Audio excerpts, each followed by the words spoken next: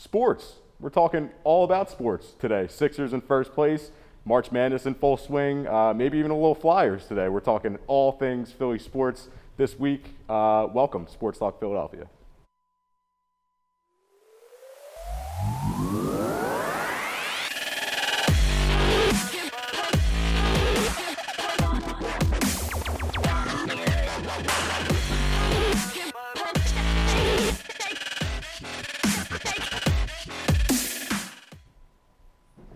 Welcome. I am John Kuhlmeier, once again, SportsTalk Philadelphia. Tyler Small joining me on the desk today. Welcome, Tyler. How are you? Got bumped up to the big leagues. I like it. Yeah, welcome to the big desk. And joining us remotely, which is like 20 feet to my north, Shane Nolan. Welcome, Shane. And also Aiden Tiksinski. Got it. I got it. Yeah. There you go. This is going to be a great week. Okay. And a great week it has been for the Sixers, going 5-1 since losing Embiid a little over 2 weeks ago, I guess it was, something like that. They're ranked number 1 in the ESPN Power Rankings. Big deal, I think. 1 game lead over the Nets. Tyler, talk to me about the Sixers' success without Embiid. Does it give you a lot of confidence in this team going forward? It does, because Doc Rivers overall has really changed the team's philosophy going into it. Overall in the season, they're 7-6, but you mentioned they're 5-1 in this last 6-game stretch without Embiid. So it's been huge trying to get that smaller lineup out there. The matchup of Curry, Harris, Simmons, and Green have 519 minutes played now in the season, and plus minus is 7.4. So they've really been efficient with the ball. That's obviously their second highest behind having Embiid up there. And it's just kind of been the replacements for him. We all expected Dwight Howard to take a bigger role, and over the stretch, 7.7 points, 12 rebounds a game is kind of what you'd expect from him. But Tony Bradley giving us 6.9 and 7 rebounds per game. He's got a plus minus of 10 and an 8.3 game score, which means that he's just doing better than anyone expected. And he's doing it in the secondary unit where he is not used to, considering Howard is kind of getting slighted with those numbers because he's going up against starting caliber and he's just not that type of player anymore. So getting that offense from your backup centers has been huge, and it's been the key factor for the success. Yeah, you could really see a lot of players taking a big step up. Tony Bradley, 18 points yesterday. Yeah. And I think that really is a testament to Doc Rivers and the success of this team. Aiden, I want to ask you, this success without Embiid, how much confidence does that give you? They've shown the ability to win without their best player now. What do you make of this? What I make of it is that basically anyone that's willing to step up is able to. I mean, Shake Milton scored 28 points against the Kings, 21 against the Knicks. Was really a key part down the stretch in that Knicks game, especially because Tobias didn't play the way he has been the last couple of games. But then Tobias, after that Knicks game, really stepped up, helped them win last night against Golden State. And even though he didn't play well against the Knicks, like I said, he still helped them in that win. So what I'm seeing is Doc Rivers is getting every player to play to their skills and even above that, which is great because, as you said, right now we're missing our best player, and the Sixers are still winning. So that gives me a lot of confidence, especially once we get Embiid back. Yeah, and one of the big questions, too, that's kind of dividing the fan base a little bit right now is, do the Sixers make a move with the deadline tomorrow at this point? March 25th, tomorrow. A lot of talk about Kyle Lowry, of course. Tyler, do you see the Sixers making a move? Do you want them to make a move at this deadline? I'm fine either way. I think that if they add depth, nobody's ever going to slight you over depth. We had just a couple weeks ago when we were on this show, we were talking about how Furkan and Milton really weren't getting it done, and you need them to give you that scoring off the bench because you're not going to get it from Thibault and other guys like that. So the fact that they've kind of stepped it up puts me in a better headspace to say that they don't necessarily need it. Now, if you're going to give me Kyle Lowry, I just think that's going to give you a lot of problems depth-wise. I mean, he's obviously a starting caliber point guard, and he's not going to take that from Simmons, or I don't think that Seth Curry deserves to lose his spot in the starting lineup. So kind of getting that out to see, but of course, he's hurt right now, so we'll have to see what happens when he comes back. But yeah, just overall, the fact that they really are in a good spot right now, especially shooting-wise. Every year when the trade deadline comes around for the Sixers, they want to add more shooting. They're at a pretty decent spot right now. They're right at the middle of league average for three-point efficiency. So kind of staying and hovering your head around there, it's obviously proved to be enough for them so far this season. Aiden, what about you? Does a guy like Kyle Lowry make any sense to you, or is this a case of if it ain't broke, don't fix it? I think the Sixers are definitely going to be looking to add a piece. Morey's been very active at the trade deadline. I think he's willing to do that with the Sixers. There's actually a couple other guys whose names have come up that I think would be interesting to see if the Sixers want them. Today, Lonzo Ball's name came up. I don't think he'd necessarily get a great fit with Simmons, but if the Sixers think that they could add him to a role, I'd be fine with that. The other guy whose name came up, who hasn't really been talked about to the Sixers, but I think this would be an interesting added addition to the team, is Bogdanovich from the Atlanta Hawks. He's really more of a role player at this point. I think the Sixers could use off the bench. In his career, he's averaged 37% three-point percentage, which I think is very good. That's something that the Sixers could add. He's averaging 9.5 points per game, mostly off the bench. Again, the Sixers could use another bench piece.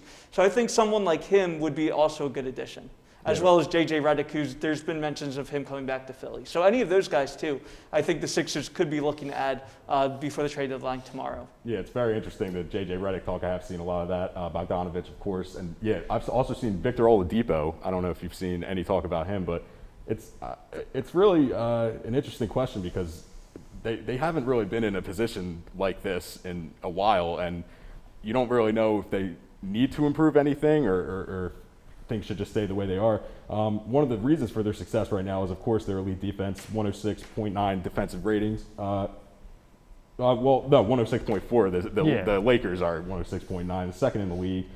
Is that emphasis on D, of course, Doc Rivers is D, is that something that they're going to need going forward in order to stay successful?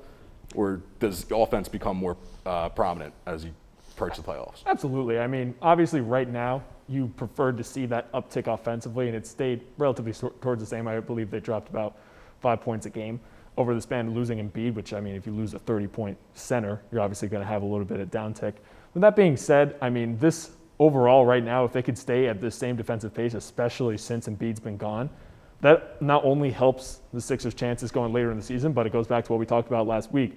Ben Simmons, Defensive Player of the Year, he definitely took an uptick, or at least should have. He really hasn't seen as much of the attention that he is deserving of because the team has done exactly the same, and he's taken that bigger role. He's basically taking over for the 7'1" center that's not there, who is the defensive prowess. So just kind of staying in that consistency and staying with everyone's roles and their aspects. I mean, there have been other players, like we talk about Thibault all the time alongside Simmons, but Harris started locking him down. I mean, the Julius Randle 3 to tie that game, that was phenomenally defended. And just he was on that entire night, even though he wasn't on offensively like Aiden just said. So kind of getting that same defensive effort out of everyone there is going to be the key coming down the stretch. Yeah, Aiden, I want to ask you, again, one game lead over Brooklyn, who are also playing without an MVP caliber player in Kevin Durant. I wanted to ask you, who do you think plays a more valuable role on their respective teams upon coming back from injury, Embiid or Kevin Durant? Because I think that's something that'll be a big aspect of who comes out of the East. Yeah, I think what scares me the most about the Nets getting Durant back is the fact that they're still averaging 120 points per game this season, and that's been mostly without that big three. So I think that, although I do believe that the Sixers getting back Embiid is much bigger than the Nets getting back Brooklyn, that's just because Brooklyn already has two of the most best players in NBA history, at least offensively. So I do think, as I said, I'm glad that the Sixers are getting Embiid back. I think that's going to help the team immensely, especially come the playoffs. I still think that the Nets are at a better advantage just because they have the three best offensive players in NBA history, in my opinion. All right, real quick, just before we wrap up Sixers talk, I want to go around to both of you. My favorite segment, Nostradamus, of course. Sixers got a little West Coast gauntlet coming up. Both LA teams and then the Denver Nuggets. All in the playoff picture right now, of course. LeBron not playing for the Lakers, but this is going to be a big test for the Sixers. So what do you think their record will be coming out of it, and how do you think they'll fare? I think they look better in the presses as opposed to what I said last time. Obviously, I thought it would be a bigger headline. I think they sweep the Lakers and the Celtics, but then they finish it off with a disappointing game against the Denver Nuggets. Aiden, what about you? I agree with Tyler. I think that they can beat the Lakers, especially without the Lakers having LeBron and AD. I think that they can surprise people when they play the Clippers, but I think by that point you're already had a 3-game road trip out west, a 4-game road trip overall if you include the Knicks game. So I think they're just going to be too exhausted going into that Nuggets game to get a win. All right. With that, we'll move into a little talk about the Eagles making some waves this week, signing a former Super Bowl champion in Joe Flacco. Tyler, I'll ask you, does this signing make any sense? $3.5 million 1 year, 36-year-old veteran. or does it not make sense considering that this is looking like a rebuild year? It makes sense just because I said it last week, they got to fill that salary floor. So you're going to see players like that, especially when we get to Anthony Harris later, just to kind of fill the void and still give a little bit of fan service to make sure for those 8 home games, some fans are coming out. But when you look at it, I think that Joe Flacco's main role in anyone above 30 years old coming to this Eagles team is to teach the youth. Whether you draft a quarterback, which we'll get to in a little bit, or draft any of the positions, this is a guy that you want to teach, especially if you're just talking about Jalen Hurts, because Joe Flacco, people talk about if he is an elite quarterback or not, but if you really look at it, he is elite with the deep ball, and that is Jalen Hurts' weakest category, I think we could arguably say. So you could teach him about that. I mean, this is Flacco in the last 3 years who has 8.7 intended air yards per attempt, over 3,000 completed air yards. And when you look at it, pressure is the other thing, where Wentz was getting a lot of heat for the fact that he couldn't do it in a collapsing pocket. He always rolled out unexpectedly. And this is a guy that in 21 games, he only has 31 throwaways, and he's 74% on target rating when in a collapsing pocket. And this is at the tail end of his career. So it's a guy that could still do it and can really teach Hurts in the practices. Aiden, do you like the signing at all?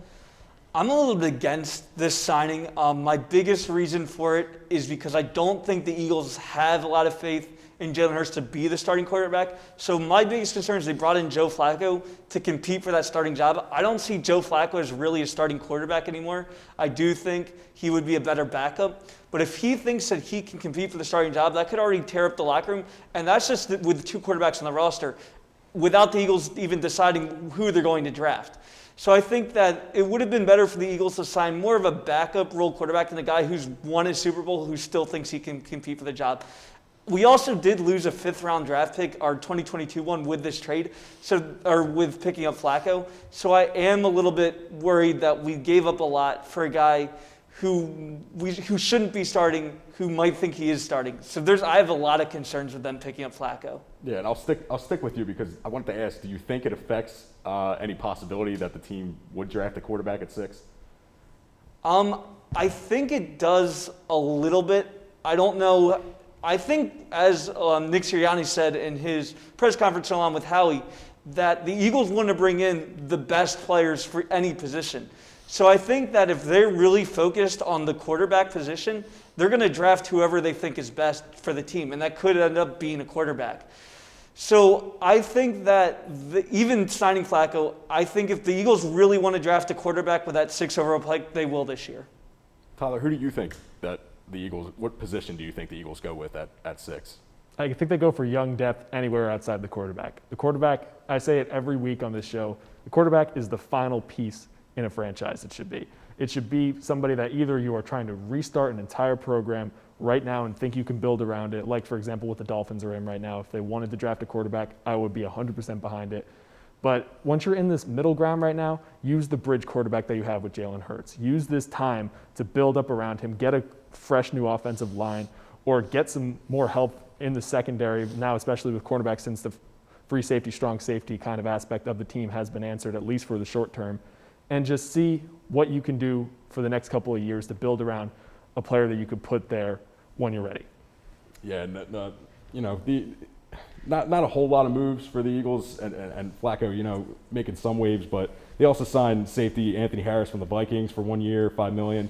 But I wanted to kind of ask you guys, what do you think has happened to this franchise as a whole, going from a Super Bowl win in 2017 to a complete rebuild in 2021?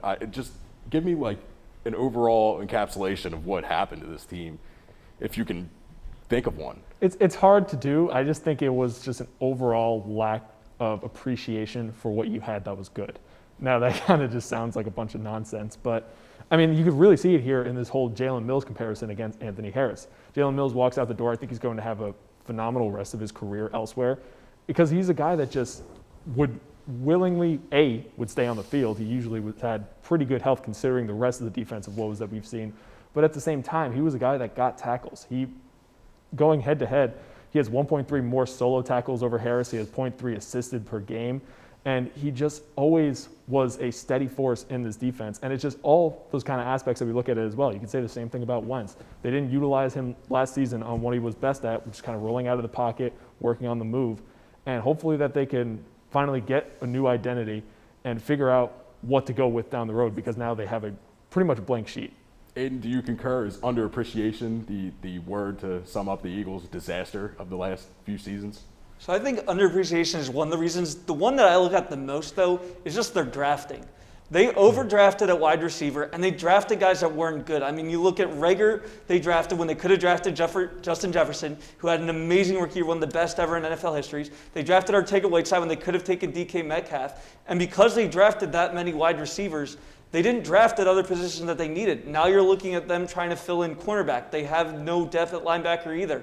They have a lot of young guys on the offensive line that are very questionable, and that hurt the Eagles last year to the point where Wentz didn't want to play this team. Now, I want to go back to Tyler's point just quickly about who they could draft this year. I'm completely fine with the Eagles drafting a wide receiver. In fact, I think that that's something that they should look at. However, I do also think that there's other positions they could look at as well. As an offensive line, they could look at linebacker as well. So I think that they need to draft whoever's best for them. I agree with Tyler that they shouldn't draft a quarterback. I'm just worried that that's not the direction that the Eagles are going to go in. All right, and with that, we'll bring in Shane Nolan for a little bit of Flyers talk here. So Flyers going 2-4 in the past week, kind of a disaster, not to say Flyers talk. 2-4 in the last week, past 6 games. Looking like the season's kind of falling apart. They're fifth in the division. Shane, give me what you see as the biggest biggest reason for this disaster for this team. Right now, it's definitely the defense. I mean, it's just horrible the way they are playing, especially with you got Eric Gustafson in the lineup. You got Travis Sanheim and especially Ivan Provorov. He's supposed to be your best defenseman, and they just aren't having great years right now. And especially with the goaltenders, I mean, they can't make the big saves when defense turns the puck over right now. So it's just looking overall bad with the team right now, especially last week when they suffered a brutal loss between the Rangers, 9-0. I mean, that was just an all-around horrible effort by the whole team, especially with the forwards, because they weren't helping out with the defense on the back check and everything. So, yeah. Tyler, I'll ask you, what do you see as the biggest issue with this team? And does fatigue play any part of it? Because I know they're making up from the COVID games. They played something like 13 games in 22 days or something like that. What do you see as the biggest issue for this team? I mean, that's a good point that you brought up. I didn't really think of that. I mean, obviously it's going to be a factor, especially if some of the players did have some of the symptoms. I'm not 100% sure on that factor, but I think, just want to second down on Shane's point, it is the defense, and it comes at even strength, it comes at man advantage or down a man advantage. It just, their season was highlighted by getting a lot of scoring opportunities and being an offensive first team. They had 340 scoring chance forced as opposed to 217 that they allowed on the season. In March, it's 38 that they've had on the offensive side. They've given up 52.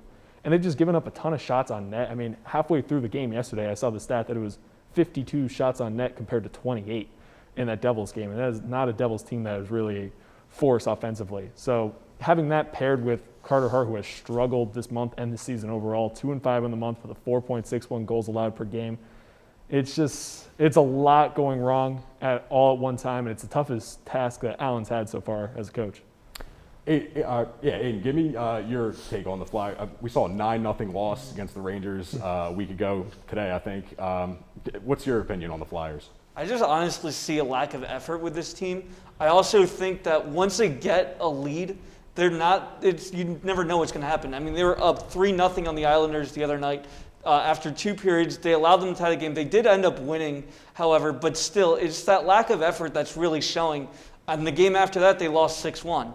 So I really think that the Flyers, if they want to get back in this thing, need to show a lot more effort, and part of that is just defense as well. But I also think, again, more consistent goal playing is going to be needed if they want to turn this thing around.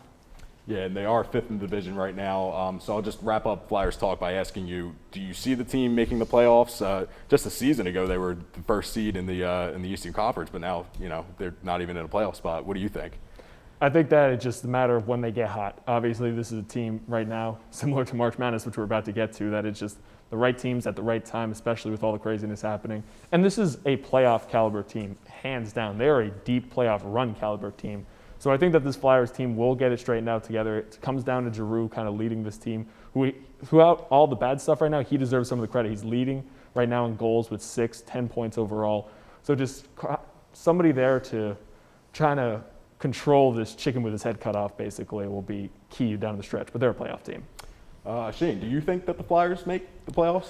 Right now, honestly, I don't know because, I mean, with the loss with the Rangers 9-0, usually if you're a good playoff team, like that would propel you to at least probably win a stretch of games in a row after that loss and give you like at least momentum. And with the Flyers, it's just about inconsistency with the way they're playing. And, I mean, they play a full the other night with the New York Islanders. They played a full 60-minute game. They lost that game in overtime. And then against the Devils last night, they played for the last 10 minutes in the third period and almost came back. But, I mean, obviously they didn't deserve to come back like that. So right now, the way it's looking, right now, no. And I think I give it at least 3 weeks to determine if they're going to be in the playoffs or not. Yeah, definitely be a big test for the Flyers going forward. But with that, we'll move into Fast Five and a little segment of This Week in Baseball with Tyler Small. Tyler, what do you got? So this week in baseball, the last couple of episodes or whatever you want to call these have been kind of down because it's just baseball is not always the best at promoting itself. This is a good week right here. Salvador Perez got signed to a 4-year, $82 million guarantee for the 31-year-old catcher for the Royals. And I just love what this Royals front office is doing because this is a player that years back got absolutely lowballed on a deal. He got a 4-year, $7 million deal. That's the same rate that the top pitcher, Nolan Ryan, was getting in 1979. He was just insanely underpaid. They're really making up for that factor by giving him the bag. And it's just a mixture of a guy that's been able to do it so far throughout. I mean, he has 101 OPS plus, 152 homers, and a 167 ORAR, which is over replacement players. But also at the same time, it could be a factor of the 2020 season being a benefit. The fact that he wasn't playing nearly as many games and he got all of 2019 off courtesy of Tommy John surgery. So I think that it's a great signing, and I think it's just something that you don't see all the time in front offices.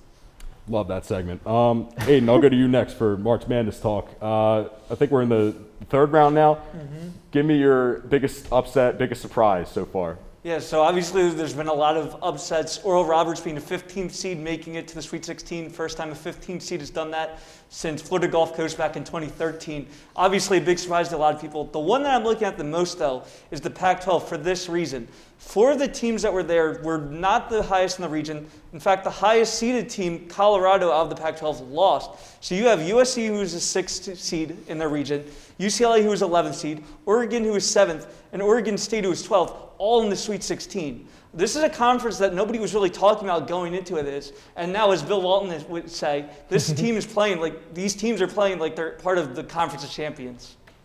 All right, we have some time, so Tyler, I'll ask you. What do you see as the biggest upset so far this March? You got to say Oral Roberts, of course. I mean, there are a lot of fun teams to watch. I'm glad you talked about Bill Walton there because he put 5 teams into his Final Four, all from the Pac-12. Love to see that. But yeah, you're right. I mean, we talked about I was huge on the Big 12 coming into this because it was such a battle-tested conference. And teams like West Virginia was one of my deepest teams going into this. They're gone. So just kind of watching the matchups there and who figures out that side of the bracket. But I mean, at the same time, it's just really has been the Pac-12 doing what the Big 10 and the Big 12 haven't been able to do. And I think that you got to keep riding with those high seeds, almost preferably for Oregon State, who has looked like the best team of the 4 still going.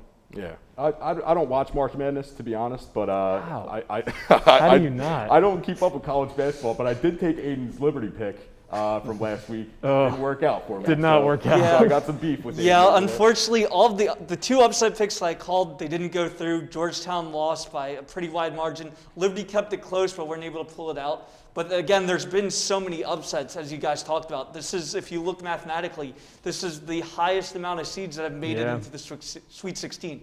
So people did predict that this would be a lot of upsets. It's just the ones that were the most popular didn't happen, and the least popular ones are now the teams in the Sweet 16. Yeah, and I think a lot of that has to do with COVID and the uncertainty of everything. Seeds just didn't matter. Is that fair to say? So March Madness. We'll see what happens. And we'll move into the next question. Phil's outfield looks like a battle between Odubel Herrera, Scott Kingery, and Roman Quinn. Tyler, I'll go to you. Who do you see as winning this spot? I don't want to say Herrera just because he's not a good dude, but it looks like he's going to be the best fit for this team so far. I think Roman Quinn, if he can really step it up with the bat, I mean, I personally don't really take any stock in spring training at bats because everyone takes it differently. That being said, he has been swinging a good bat right now. I thought it was going to be Hasley going through it, but if Roman Quinn is the best one there, defensively, metric-wise, he is the best fit for them. And honestly, it does kind of make sense considering that you may have a weaker spot defensively in left field if Andrew McCutcheon's getting a lot of run out there. Shane, who do you see as winning this spot? I agree with Tyler. I think it's going to be Odubel Herrera, especially with the way he's hitting the ball in spring training right now. And, I mean, he's when he's on, he's a great player. He's one of the best center fielders probably in the game when he is playing the game the right way. But when he doesn't want to play, he is one of the worst players. And I feel like after, like, what happened last season with what's going on with him, I feel like this is a test for him, and to just play this season, like, just to go out and play the season the way that he should play it, because he's, I think he'll help the team a lot and propel the team to possibly make the playoffs. So yeah, will be interesting to see spring training ending and opening day coming in a little over a week now. So we'll see with that. And this next question, not really a question. Couldn't really think of a question for this one, but I did see the Lonzo Ball rumors for the Sixers, so it got me thinking about Lavar Ball. Where's Lavar Ball? Haven't seen Lavar Ball in like 4 years, so I was looking it up, and it got me thinking about elite dads in sports. So some elite dads in sports. We got George Foreman here. He owns his own grill, 5 sons, all named George. Have you ever heard of a man naming his sons all the same name? Next, we have some Buddy Ryan action, father of Rob and Rex, the brothers Ryan. And there's a quote he had. I love that quote. They'll have to be carried off in body bags. Nobody can say that today anymore. Legendary Eagles coach. And we have Lavar Ball, of course, father of the brothers Ball, and owner of Big Baller Brand, which I think is estimated at like $4 million. What were you going to say? I don't know. Like, I don't want to take a damper on this segment, but I don't think he really. I think like the reason you haven't seen him is because him and Lonzo kind of have a thing going on. They have a thing going on. Yeah, I don't think he's a part of Big Baller Brand anymore, or as big. I did not know that. And they also had a reality TV show. They did. Maybe they had a beef on there. Okay, I have to wrap it up here. But that wasn't a question. Follow us on SportsTalk LTV on Twitter. There's only 4 Fast 5 questions. Sorry about that. Ruined the whole Fast 5 segment. But anyway, I am John Kuhlmeier. Thank you for watching, and we'll see you next week.